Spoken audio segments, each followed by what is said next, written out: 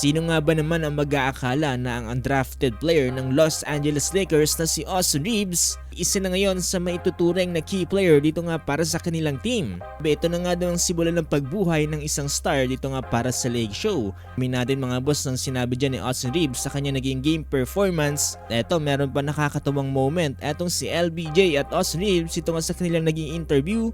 Tara't pag-usapan natin yan.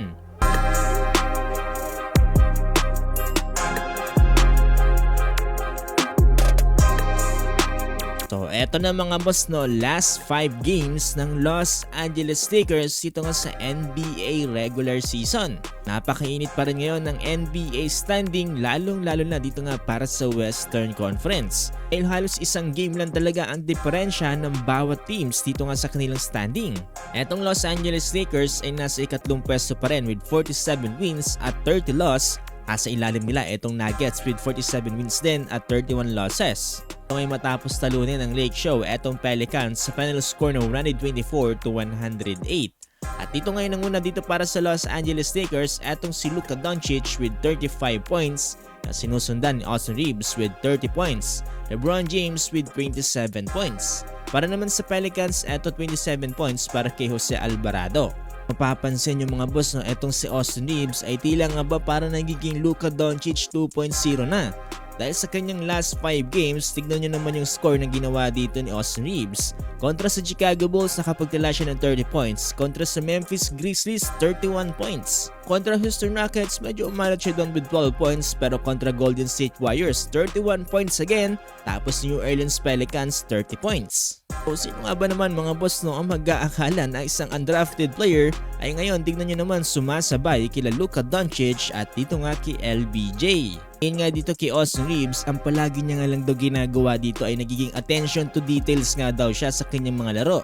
You know, pay attention to the details, do all the little things. Last night, like you said, just paying attention to the details and competing on every possession. Anong din dito si Austin Reeves kung mahalaga ba daw dito para sa Los Angeles Lakers kung nasaan nga daw sila ngayon sa standing.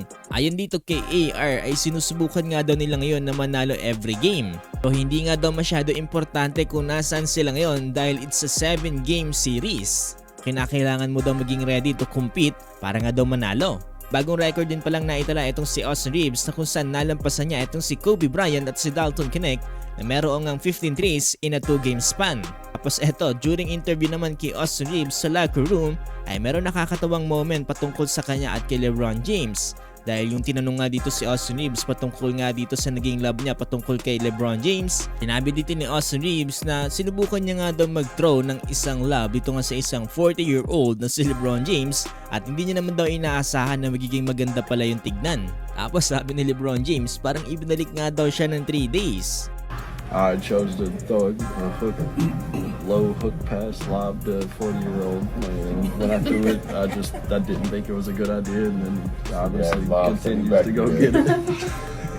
Patunay lamang to mga boss no na talagang tumitibay na ang relationship dito nga nila Austin Reeves at LeBron James dito nga para sa Los Angeles Lakers. Mukhang mahirap na talaga buwagin ang tumitibay na relationship ng dalawang players na to. And hoping for the best for the Los Angeles Lakers dito nga sa kanilang last 5 games dito nga sa NBA regular season.